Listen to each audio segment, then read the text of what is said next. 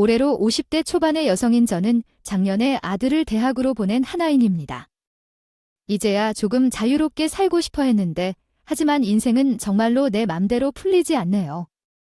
남편은 저와 5살 차이가 나며 시댁 집안에는 또 한 명의 아들이 계시고 위로는 아주버님 한 분 있으며 아래로는 저와 동갑인 또 한 신우가 있는 가운데 3남매 중에 둘째로서 인생을 살아왔습니다. 항상 시댁 집안에서 찬밥 신세를 면치 못하고 살았으나 불행인지 다행인지 우리 남편은 셋 중에서 가장 똑똑하고 공부도 잘하는 편입니다. 시댁 집안 형편이 그리 좋지 못했기 때문에 처음으로 제가 혹시라도 생기면 달라진 인생을 살 것이라 생각했던 제 마음대로 풀리지 않네요.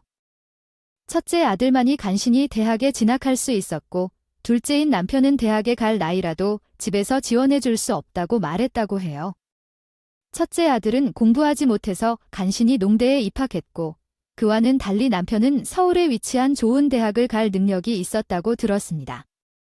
그래서 남편은 즉시 포기하고 군대에 들어가서 자동차 영업사원으로 시작했습니다.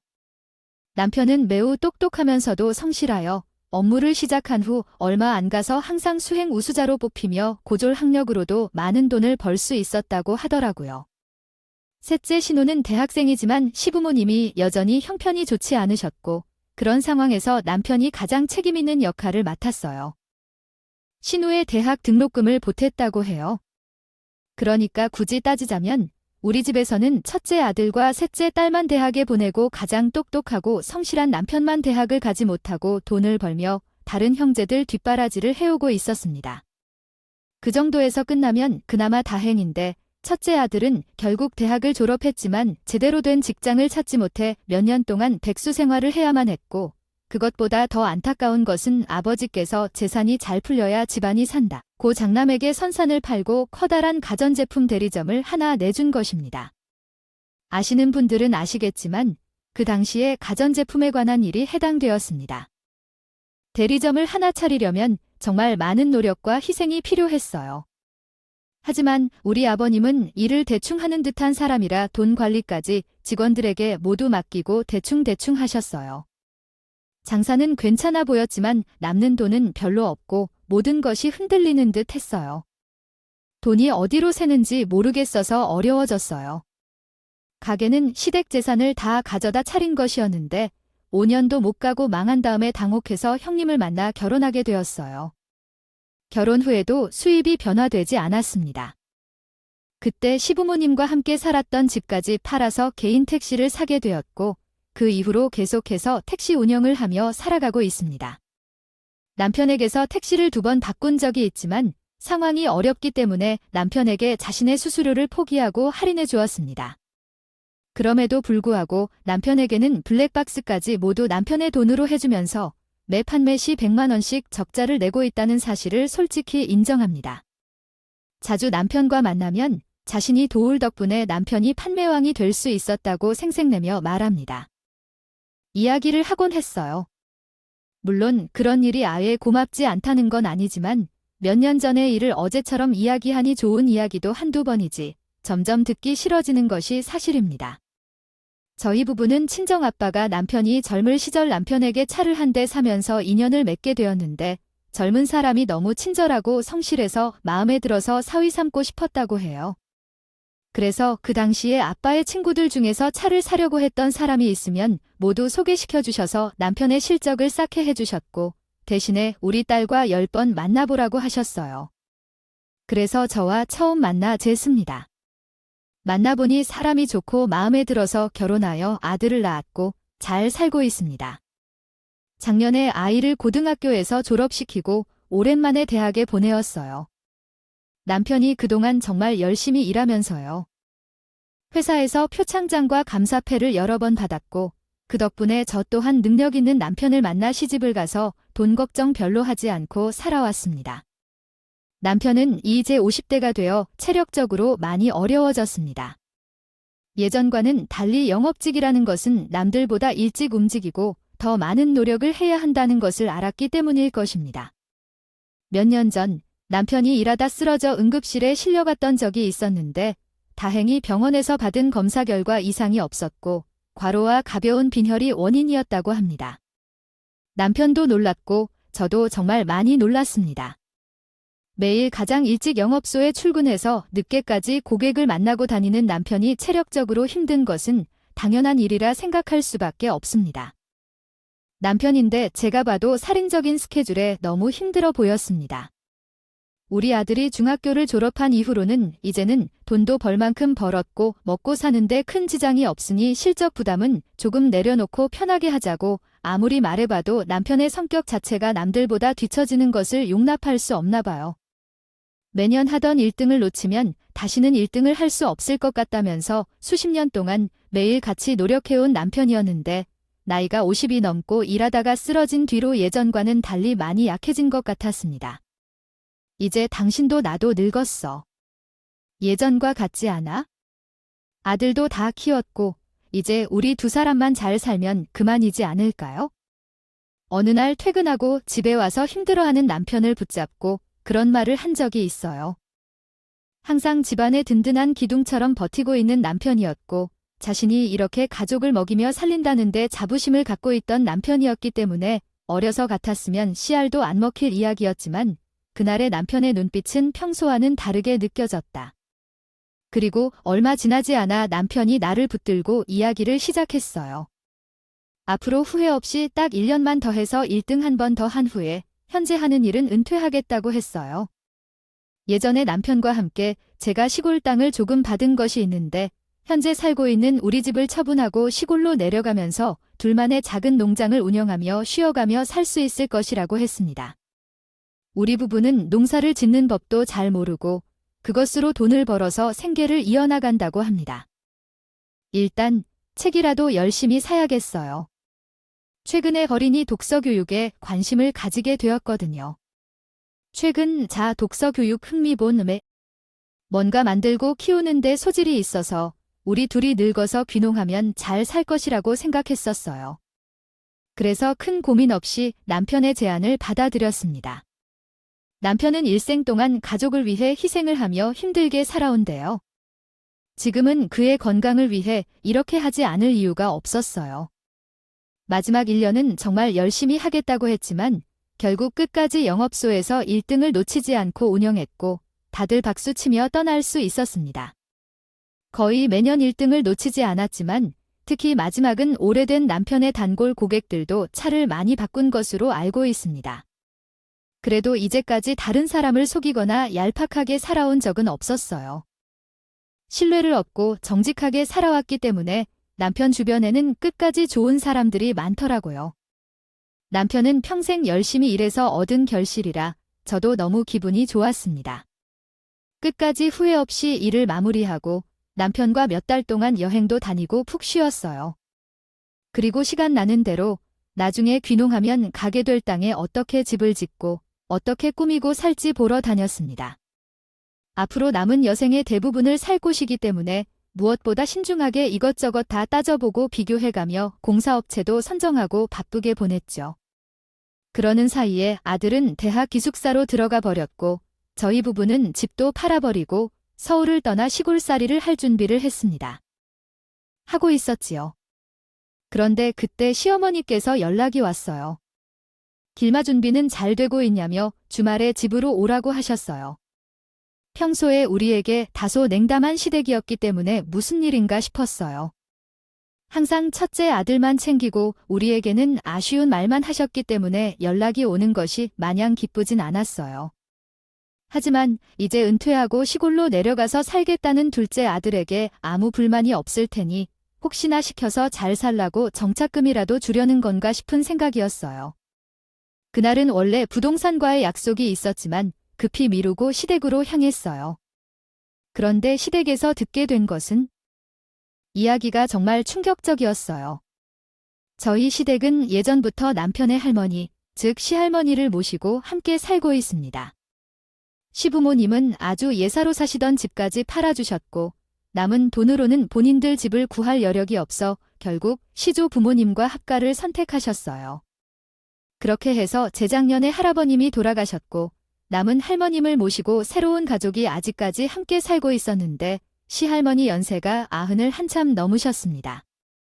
그런데 그 자리에서 우리가 시부모님께 이야기했더니 너희가 시골로 내려가서 농사짓고 산다고 하니까 너희 할머니가 얼마나 좋아하시는지 몰라. 처음 내려가서 사는 것이니 시골 생활도 잘 모르고 농사짓는 법도 모를 텐데 이번 기회에 할머님을 모셔가서 잘 배우며 살아보려고요. 처음에는 시어머니가 어떤 말을 하는지 이해할 수 없었어요. 남편은 당황하여 얼굴 표정이 일그러졌고 제 생각이 저대로 계속되면서 화가 날 줄 몰랐어요. 우리가 시골로 내려가서 농사를 짓는 건 얼마나 의미가 있을까요? 그냥 집 뒤에 있는 작은 텃밭을 가꾸고 산다는 것뿐인데 농사를 배울 이유가 무엇인가요? 90 넘은 낡은 사람과 함께 살기 싫어서 귀농 핑계로 우리에게 할머니를 부탁하는 명백한 계획을 누가 모르겠나요? 저희가 시댁에서 지난 시간 동안 받아온 것도 없었건만 그런 점을 고려한다면 모를까요? 멀쩡한 장남을 두고 왜 차남, 우리에게 이런 제안을 하시는지도 이해할 수 없었습니다. 아무튼 우리가 분명히 싫다고 난색을 표했더니 시아버지와 시어머니 모두 난리가 났더라고요. 할머니가 앞으로 얼마나 살겠냐고 생각해보시면 시골 생활은 노인분들의 건강에도 도움이 될 것입니다.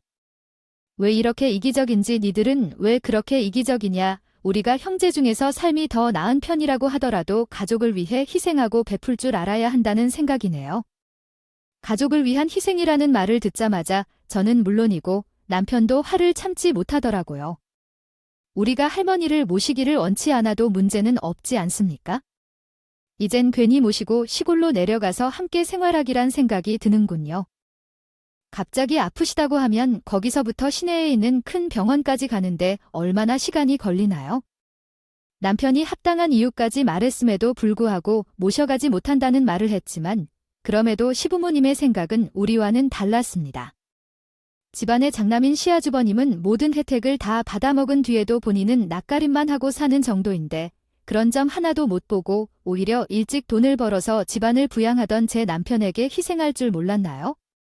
진짜 시부모라고 해도 제 남편에게 그러면 안 된다고 생각해요.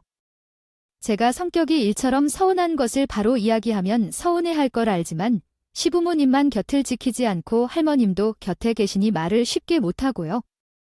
답답함 속에서 마음만 두드리며 앉아있는 것이었습니다. 우리 곁에서 우리 이야기를 듣고 계시는 분은 시할머니였습니다. 그분만 아니라 나 시골 내려가서 살 생각 없다며 너희 둘은 내려가서 잘 살아라. 그만해라.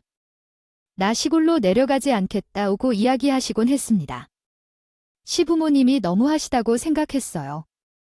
자신들이 할머니가 계신 집을 거의 빼앗아서 모시고 살게 된 것이었는데 이제 와서 홀로 남은 시할머니를 모시기 싫다고 둘째 아들에게 모셔가라고 강요하는 것은 인간다운 도리를 완전히 저버려버린 행동이라고 생각합니다. 계속 이야기해봐도 서로의 입장 차이는 명확하였고 감정의 상처만 더욱 깊어지자 결국 저희는 마지막으로 시부모님과 합가는 건 절대 할 수 없다는 입장을 취하게 되었습니다. 전달해드리고 집으로 돌아왔어요. 돌아서서 시댁을 나설 때도 시어머니는 한 번 더 생각해보라면서 어머니께서 앞으로 얼마나 사시게 될지에 대해 물으셨어요. 너희들 진짜 그럴 거니 하면서 끝까지 그런 말씀을 하셔서 저희의 마음을 무겁게 만들었어요. 집으로 돌아오는 차 안에서도 남편과 제가 화를 참지 못했습니다. 사실 모든 상황에서 시할머님은 아무런 잘못이 없어요. 저희나 남편 모두 할머님을 향해 나쁜 감정을 품고 있지 않아요. 평소에 용돈도 주고 자주 찾아뵙지 못하는 게 죄송하더라도 악감정이 없는 것과 모시는 것은 서로 다른 문제라고 생각해요. 첫째 아주버님네라면 모를 수도 있겠지만 왜요? 제 남편은 집에 돌아와도 흥분을 가라앉히지 못해서 만약 이렇게 계속된다면 차라리 귀농하지 말고 그대로 살자고 제안했고 저는 그러한 남편을 진정시키고 천천히 생각해보자고 달래고 있었습니다. 그런데 그런 상황에서 불이 나는 집에 기름을 붓는 아주버님의 전화가 왔습니다. 전화 내용은 당연히 할머니를 모시려 하지 않느냐는 내용이었어요. 할머니가 앞으로 얼마나 힘들어하면서 아파트에서 살아야 할지 궁금하냐고 하며 시골의 공기가 좋은 곳에서 함께 살지 않을래 얼마나 좋을지 말했어요. 실제로 결혼할 때 할머니와 할아버지는 이미 아파트에서 살고 계셨어요. 누가 듣더라도 시골에서 평생 농사짓고 사셨던 분을 억지로 모셔올려 계신 것처럼 함부로 하는 말이었습니다. 도시 아파트에서 살고 싶다고 말씀하셨던 거였죠. 남편도 참을 수 없이 아버님께 집안 돈을 혼자 다 썼다며 염치가 조금은 있었으면 하는 말을 하였고, 한참 동안 두 형제는 전화기를 붙들고 다투었다고 합니다. 남편이 형에게 서운한 점이 많았더라도 별로 내색하지 않고 살아왔지만 이번 기회에 마음에 담아두었던 얘기를 모두 꺼내는 듯한 느낌이었습니다. 통화가 끊긴 후 왜 갑자기 우리가 할머님을 모시라는 것인지 이해할 수 없어 둘이 고민을 하였지만 좋은 해결책이 떠오르지 않았습니다. 분명히 우리가 모르는 무언가가 더 있다고 생각하여 아버님과 시부모가 함께 우리에게 할머니를 모셔오라는 제안을 하는 것으로 이해했습니다. 왜냐하면 함께 한 목소리로 말하고 계신 것 같았고요. 그러던 중에 신우로부터 뜻밖의 연락을 받았습니다.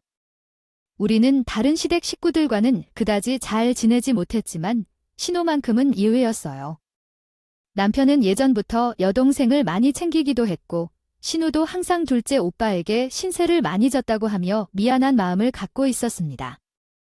신우가 결혼할 때에도 시부모님은 아무런 신경을 쓰지 않았고 그때 우리 상황도 그다지 좋지 않았는데 결국 남편이 비상금을 깨고 대출까지 더 받아서 동생이 시집갈 때 90이라도 어느 정도 맞춰서 보낼 수 있었어요.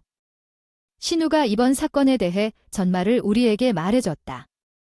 역시나 모든 문제의 원흉은 또다시 아주버님은 현재 전세가 끝나가는 집에 거주 중이시다. 이번에 집값이 상승함에 따라 전세금이 증가하여 감당하기 어려운 상황이라고 합니다. 이미 집에 다양한 빚이 쌓여 있어 대출을 받기 어려운 상황이어서 시부모님께 도움을 요청했습니다. 그러나 시부모님은 장남으로서 도움을 거절할 수 없었기 때문에 할머니를 우리에게 맡기고 함께 거주할 계획이셨다고 합니다. 그러나 결국 시부모님은 손을 대지 않고 할머님을 책임지고자 하시지 않으셔서 할머니를 우리에게 맡기고 원래는 할머니의 집이었던 곳에서 장남 가족과 함께 거주할 계획이셨다고 합니다. 남편은 이 이야기를 듣고 멍하니 멜견자실해하고 계셨다고 합니다. 그리고 얼마 후에 결심한 듯이 남편이 집에 혼자를 남기고 뛰쳐나가 시댁으로 향했습니다. 지금까지 살아오면서 자신의 가족 형제들에게 큰 소리 한 번 제대로 내본 적 없이 살아온 남편은 이번에는 아주 단단히 화가 났던 모양입니다. 큰일이 생기면 어떻게 될까 하는 불안한 마음으로 남편이 돌아올 때까지 기다렸고 한밤중에 집에 돌아온 남편은 더 이상 문제를 제기하지 않고 이사 준비하는 것이 좋겠다라고 말했습니다. 그 말이 담담해 보였지만 시댁에서 혼자 싸우며 얼마나 힘들었을지 생각하니 안쓰러운 마음이 들었습니다. 뒤로 정말 시댁에게서 우리에게 아무런 연락이 오지 않았고 남편에게 무슨 말을 했느냐고 물어봐도 저는 신경을 쓰지 않아도 된다는 말만 하더라고요. 모르는 게 모르면서도 정말 그동안 속에 쌓아둔 서운한 이야기까지 전부 이야기했을 것 같은데 시부모님과 아버님마저 우리에게 전화 한 통도 없어서 시댁과의 관계가 돌이킬 수 없는 상황이 되어버린 건 아닐까 싶습니다. 나중에 신우가 따로 들은 이야기인데 아버님은 이혼하게 될 것 같다고 하더라고요. 첫째 아들이 이혼하게 될까 무서워서 시부모님이 어떻게든 돈을 마련해 주려고 하셨는데 우리가 할머니를 모셔가지 않게 되면서 계획해 놓은 것이 모두 헛수고가 될 것 같습니다. 그는 이미 사라졌다고 말해요. 아들이라는 존재조차 받아들이지 않아주던 둘째이기 때문에 연락을 하지 않고 사는 것이 우리에게 손해가 전혀 없어서 좋습니다. 장남이 얼마나 훌륭한 존재인지 잘 모르겠지만 이제 곧 이혼을 하고 집에 돌아와서 부모님이 그토록 좋아하시는 장남을 품에 안고 평생 함께 살았으면 좋겠네요. 그 집에 계신 할머니의 모습이 자꾸 떠오르니 너무 미안한 마음이 드는데 현재로서는 조금씩 상황이 개선되고 있습니다. 집은 크지 않지만 생활하기에는 부족함이 없는 장소이고 본격적인 리모델링이 예정되어 있어요. 공사가 끝나고 우리가 이사를 하면 집 뒤뜰에 야채를 재배하고 남편이 좋아하는 강아지도 키울 예정입니다. 키우면서 앞으로는 걱정 없이 편하게 살았으면 좋겠습니다. 지금까지 저희 부부의 귀농준비 이야기였습니다. 가족과의 트러블이 있긴 했지만 저희가 잘못한 상황은 절대 아니라고 생각해요. 평생 장난밖에 모르는 시부모는 이번에도 정신 못 차리고 헛소리만 하고 있는데 나중에 후회하며 우리에게 연락해봤자 가족들에게 실망해버린 남편이 더 이상 어떤 도움도 주지 않기로 결심했어요. 시할머님도 앞으로 오래오래 사셨으면 좋겠고 아주버님이 시부모와 함께 살게 된 것 같은데 지금처럼 계속 사이좋게 식구들끼리 싸우지 말고 살았으면 좋겠습니다. 오늘의 사연은 여기까지입니다. 구독과 좋아요, 알림 설정을 부탁드립니다. 모두 행복하고 좋은 하루 되세요.